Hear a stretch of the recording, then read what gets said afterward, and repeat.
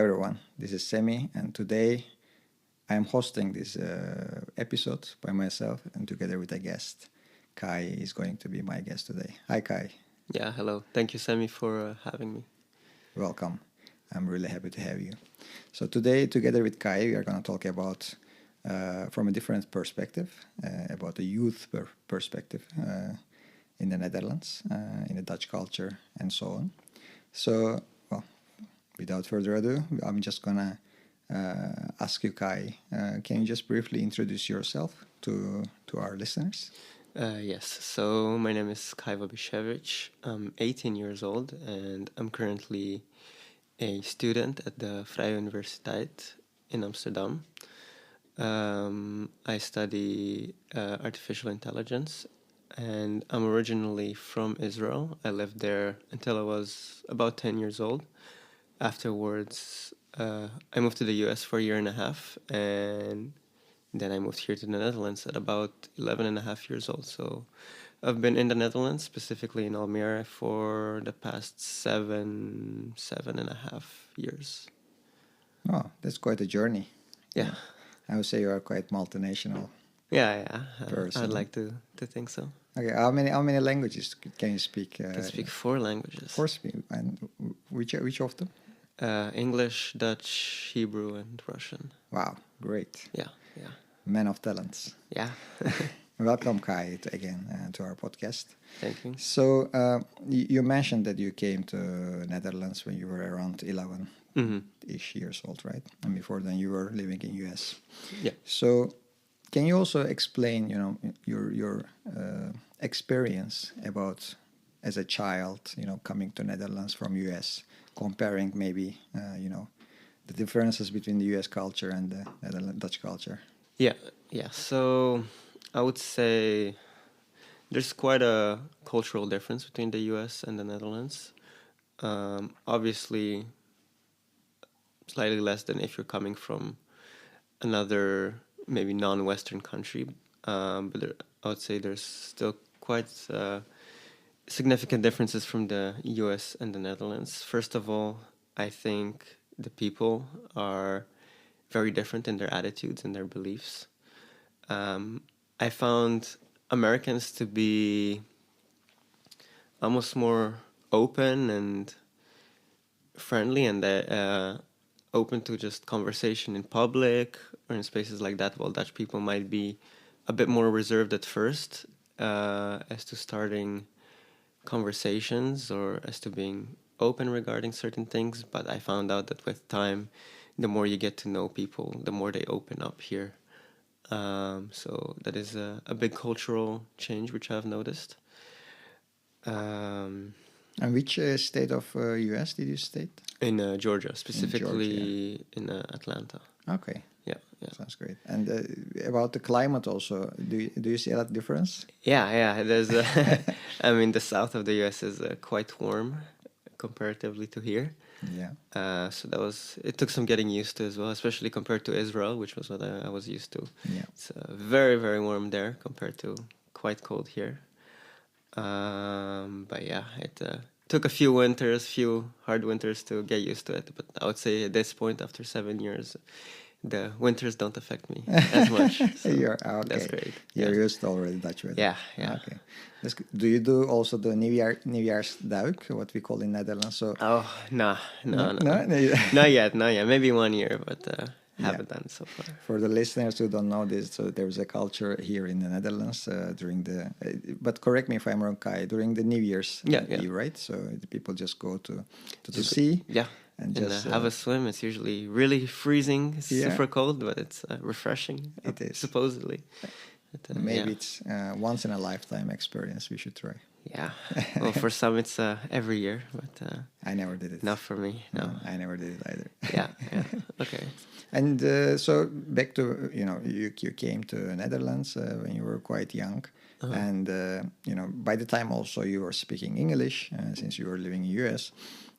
So how was it for you to start the school here? Because there are different schools, of course, here. Yeah. But what I'm just wondering, what was your experience? How did you land in a school? And if you can explain about this period of time, when you started school, how was it?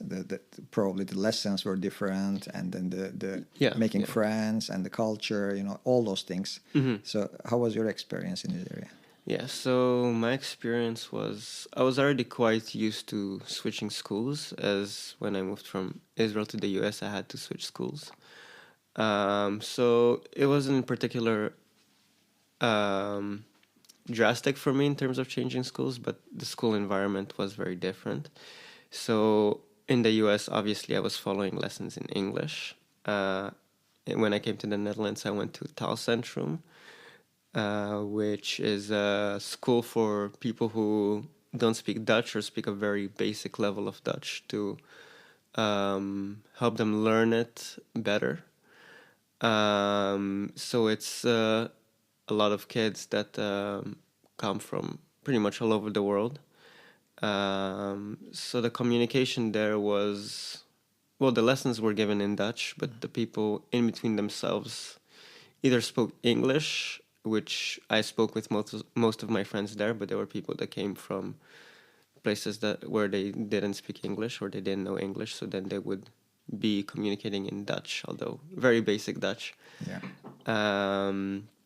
So that was the environment when I first came here. But after that school, I went to just a regular Dutch high school.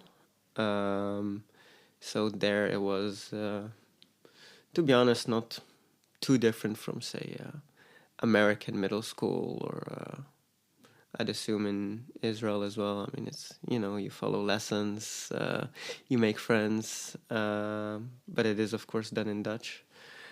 How long did you stay in the Taalcentrum? The Taalcentrum was there for a year and a half. Year and a half. Yeah, so at first I was half a year in the elementary school part, and then I went to another Taalcentrum where it was considered like high school or middelbare school. Okay.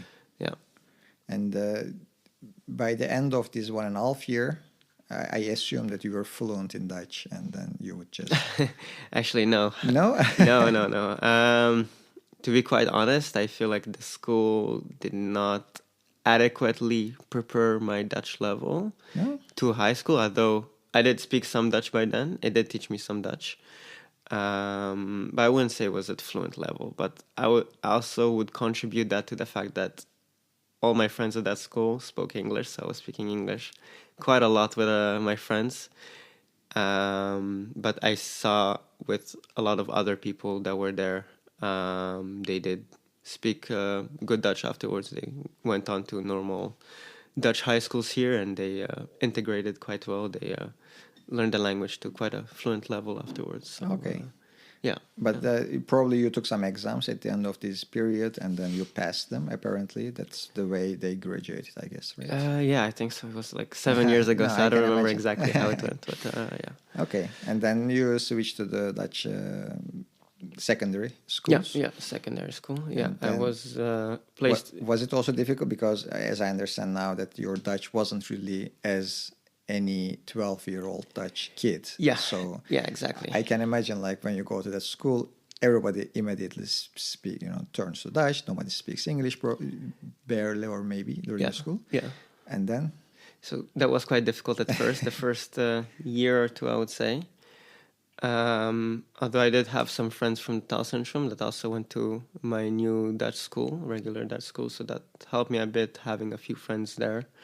But that made me continue speaking in English with them and not really try to make friends with the Dutch students. Mm-hmm. But over time, even though I was having some difficulties with the lessons and with the exams, I was at first I wasn't really getting good grades because I was struggling a lot with the language. But I felt like having this full immersion in the language, really following all the lessons to a much higher degree of Dutch than I knew, really taught me a lot of the language, because I kind of had to learn it super quickly. So and being so immersed in it every day in the school, in the environment, I picked up the language quite quickly within a year or two, I would say. Amazing. fluent. Yeah. So then my grades improved, and I was able to start making friends with some Dutch people as well. Yeah. Yeah. Okay. Yeah. And during this period, in the beginning of the secondary school, as we talked about it, your Dutch wasn't quite ready. So, did you get any extra help from teachers or from family during this period? I mean, you must have struggled a lot. Yeah, yeah. I mean, from teachers, yes. I mean, obviously they knew that Dutch wasn't my first language. I was struggling with it a bit, so they did give me extra help. I was often having after school sessions with teachers. Say if I needed some help, I would go to them. I would ask them for help, and they would help me. Or if I had any questions, even I could ask it in English if I didn't know how to say it in Dutch, and they were okay with that. Oh, great. So yeah, that was quite helpful, and I would say the teachers tried their best to really make me pass. So, Oh, that's amazing. Yeah, that's a good thing as well to for you, because when you feel supported, obviously when you're supported, you can achieve the things, right? You can speak now fluent Dutch. I assume. Yeah. Yeah. I mean, for the listeners, we never spoke in Dutch with Kai. That's why we always speak English. I don't know his Dutch level, but I just assume that he's very fluent. So when you get support from the community or the school or teacher, whatever people around you, obviously you can achieve some things. Yeah. So it's all about getting, accepting the truth and getting help. And also definitely asking for the help as well, because you just stated yourself, I had to go to teacher and ask for, after school, you had to stay at the school. That's an extra time, extra effort from your side. Yeah. But you had to do this. You had to take the first step. Yeah. And you ask for help, and you get the help. Exactly. Yeah. Okay. Well, that's great. That of course, there was bumps and ups and downs during the road. Yeah. But you finally managed it.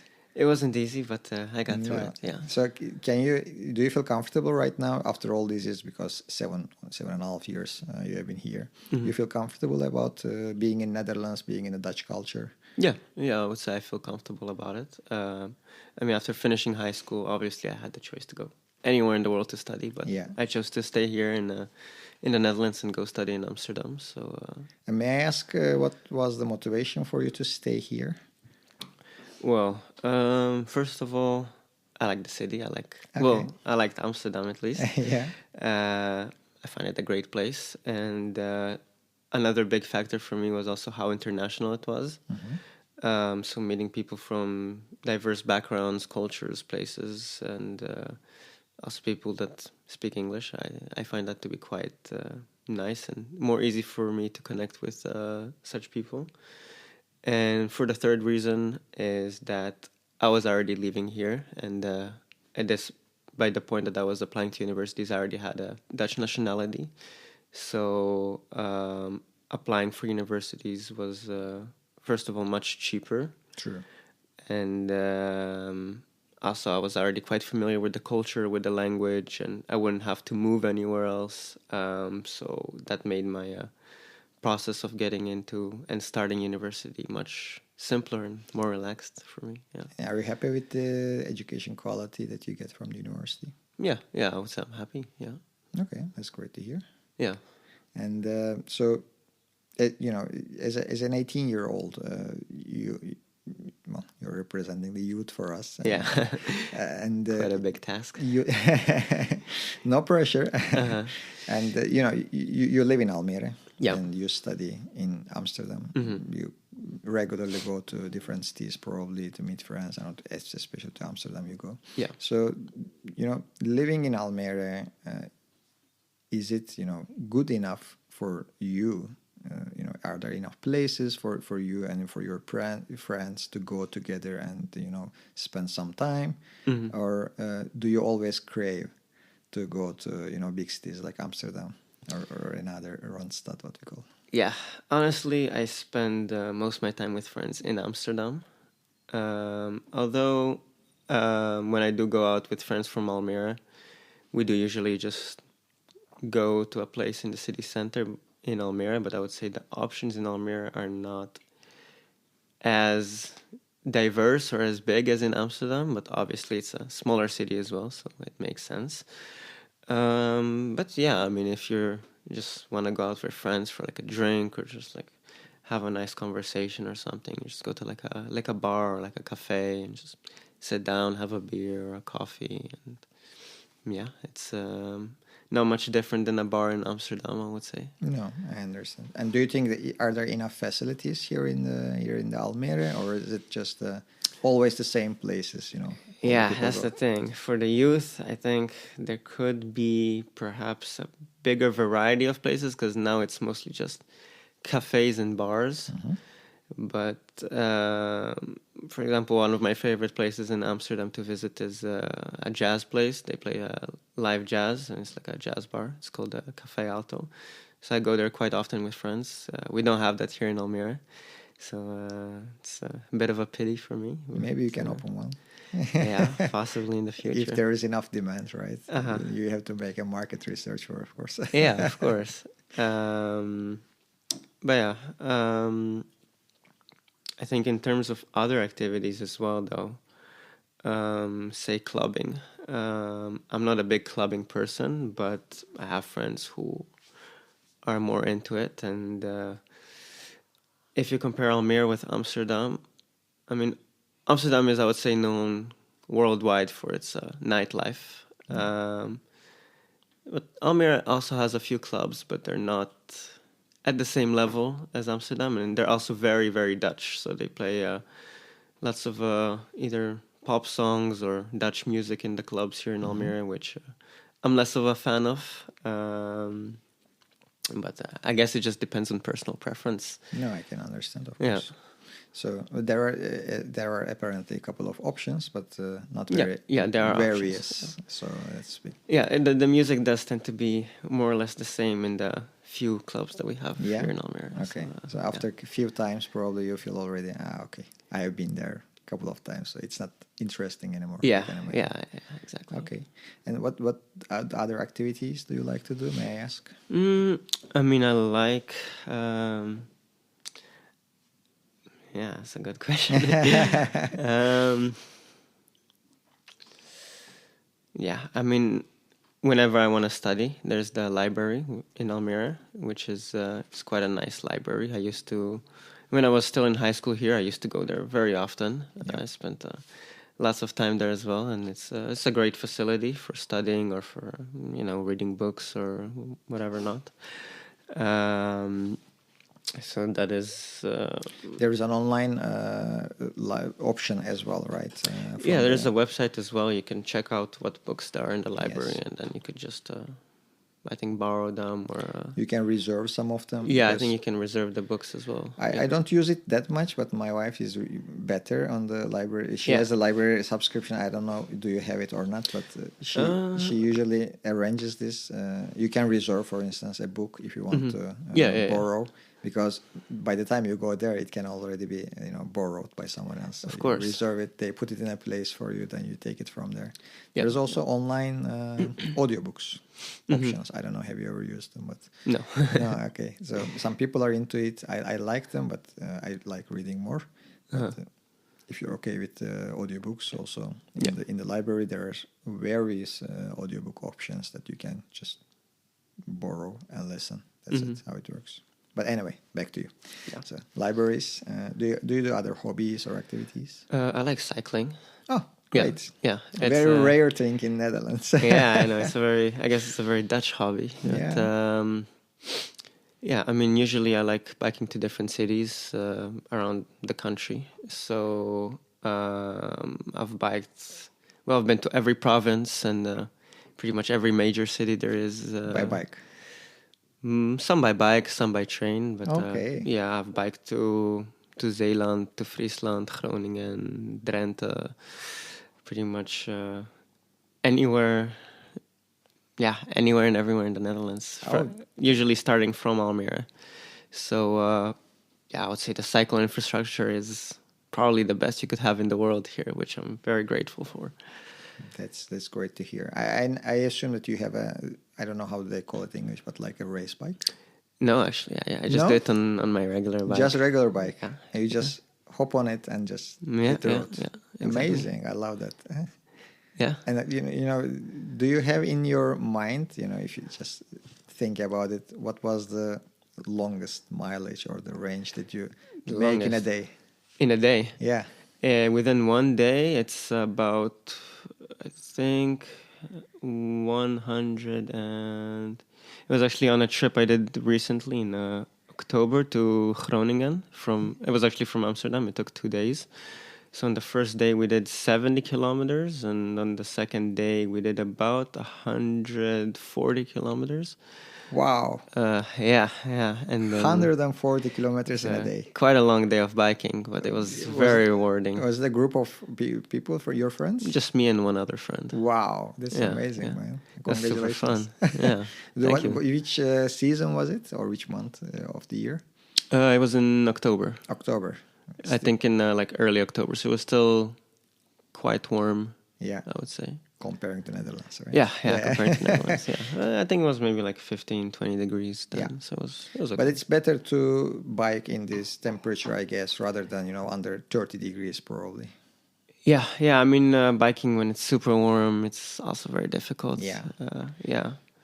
So I guess there's pluses and minuses to everything. I can imagine. Well, 140 kilometers is, sounds quite a lot to me, especially if you just do it on a regular bike. That's a commitment, guy. Yeah. I congratulate you.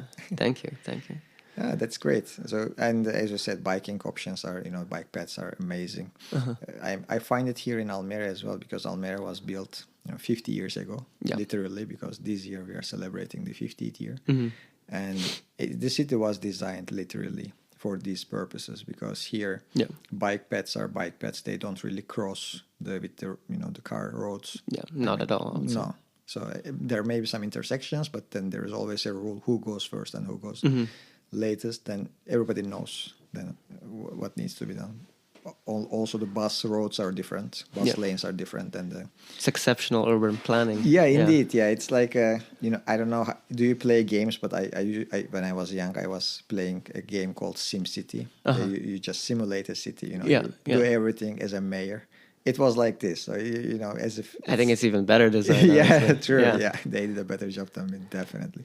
So it was like that. I really like here in Almere, and then people really enjoy the biking here. I mean, in whole Netherlands, of course, there are lots of bike paths, but in the cities like Utrecht, in Amsterdam, or Amersfoort, all cities, of course, it just the city grew just organically throughout the years, and the bike paths introduced later on. Yeah. So you see in a lot of roads that bike paths are just roads were being smaller, bike paths just added to the road next to it. So the car drivers and the bikers just sharing the same road. Yeah, exactly. It's not happening here. Yeah, I mean, especially from my experience in biking in many Dutch cities, I would say Almere has probably been the easiest city to bike in, especially in the city center. I mean, biking in Amsterdam city center or Utrecht city center, it's very stressful. But in Almere, it's also every bike lane has their own lane, and every car road is their own road. It's not interconnected, so it's very divided and very stress-free, and it's very clear where to go, where to turn. So it's really well designed, actually. That's great. Great job. Yeah, Did it here. Definitely. Okay, and it's great that you already have these facilities here in Almere and you're using it. And so you're studying right now, and if you think about it, what's your plan? When are you finishing your study? Well, I'm in my first year of my bachelor's, so hopefully in 2 years I'm going to finish. Hopefully, if everything goes well. Yeah. Do you have any short-term plans? Short-term plans in terms of studying, you mean? Yeah. I mean, after study. Yeah, I mean, obviously finish my degree. Yeah. That's I think the most important thing. But besides that, meet new people, have some fun. Obviously. Yeah. It is university time after all. True, of course. Yeah, and I mean, as I am studying artificial intelligence, I'm also looking to learn more about that field, and I would say Amsterdam is a great place for that. I mean, the university is located in the business district of Amsterdam. So there's a lot of very famous world companies that are located there. Some even headquartered in Amsterdam, which makes it an amazing option for internships or even getting jobs afterwards. I mean, I have some friends in later years, even third years, and ones that are even doing their masters now, and most of them have been able to get an internship, some even multiple internships within their bachelors. So the opportunities here in terms of career are tremendous, I would say. No, so it looks like a bright future from your point of view. Yeah. Yeah. Okay, that's great to hear. So your short-term future looks like staying in Amsterdam, to me. Yeah, and because I know also Almere has a lot of tech companies, but comparing to Amsterdam, of course, it's very few. Amsterdam has a lot of startups, initiatives, and so on. So I think that can be quite attractive for the younger generation. Okay, Kai, and well, I think we are just getting close to this episode. But before we make before we close the episode, I would like to ask you, do you have any advice or feedback for the young people? It can be your age, for instance, who is coming to or willing to come to Netherlands with their parents or alone, also after 18 years old. Would you give any advice about any topic? Advice about any topic? I think that's a very good question. I would say if you like to make Dutch friends, it's very important to learn the language quite well, and also the Dutch way of, I guess, being friends. It's a very hard concept to explain, but I would say being friends with internationals and with Dutch people has some slight variations to it. But Dutch people can be amazing as long as you know how to obviously communicate in Dutch. And except that, nothing pops to mind. Honestly, no. That's fine. And I know I asked the question, but I also want to add another question. So, was it difficult for you to make Dutch friends, or getting into the culture and making friends with the Dutch people? Did you have difficulties, or was it they were like accepting immediately? Because I know I'm from Turkey, and in my culture it's very welcoming, and people are quite open. But in some cultures it's not the same case. So yeah. So I would say making Dutch friends is maybe a bit more difficult compared to making international friends, at least in my personal experience. I would say at first instance, when you're striking up the first conversation, they tend to be a bit maybe closed off, a bit more reserved. They tend to stay in their own groups more. But once you really talk with someone maybe a few times, then you slowly build this relationship, and then after maybe a few conversations, maybe you see them at school every now and then, you share a class or two, and then you'll just invite them out for a drink or for a party or just for a hangout, and they'll be like, yeah, sure, or maybe they'll even invite you, and from there it's just friends as usual, I would say. Okay. The cultural and the language barrier, I think, doesn't really apply much for the younger people, right? I would say less. It's still noticeable, but I think it's much less. Yeah. I wish we would have stayed as kids. Well, Kai, so we also have a tradition here in the podcast. So whenever we have a guest, we ask two things. Okay. One, to answer a question from the previous guest. Okay. The second thing is write a question that for the next guest. Okay. Interesting. So since you don't know who the next guest will be, that's fine. But you can ask whatever you want. So we have a book for it, and then later on after the episode, you can just write the question. And when we have the next guest, we're gonna ask him or her your question, and we Okay. would like to answer him or her. Okay, it can Sounds be about good. anything. But back to the previous guest, who was Ronnie. He wrote a question Okay. without knowing you, but I'm gonna read it to you. Okay. You may have already answered some of them. You may not. It's up to you. But you can just repeat it. It's totally fine. Okay. So his question was: did you grow up in Almere, and where are your parents from? Tell us about growing up in Almere. Yeah. Okay. So I said it in the beginning of the episode, but I can repeat it. So, did I grow up in Almere? Well, sort of. I was here from the age of 11 until now, until 18. So I spent more or less half of my my life, my youth, True. here. While the other part was mostly in Israel and a bit in the US as well. Although I would say most of my, I guess, memories and ways of life I'd say they're very much a mix of Dutch and Israeli culture. So it's a bit of both at this point, since I've lived in about half of my life in each country. And where the second part was where my parents are from. Correct. Right? Where are your parents from? Yeah. So my mom is she was born in back then it was the USSR. Now it's Lithuania, in Kauna specifically, and she lived there up until she was 14. And then, as our family is Jewish, when the USSR broke up, they moved to Israel, where my grandparents still live, and where my mom lived until about 10 years ago. So from 14 until about I don't remember exactly, maybe 40 something, and and my dad is also from a very similar background, although he was also born and grew up in the USSR until age 15, but in Russia.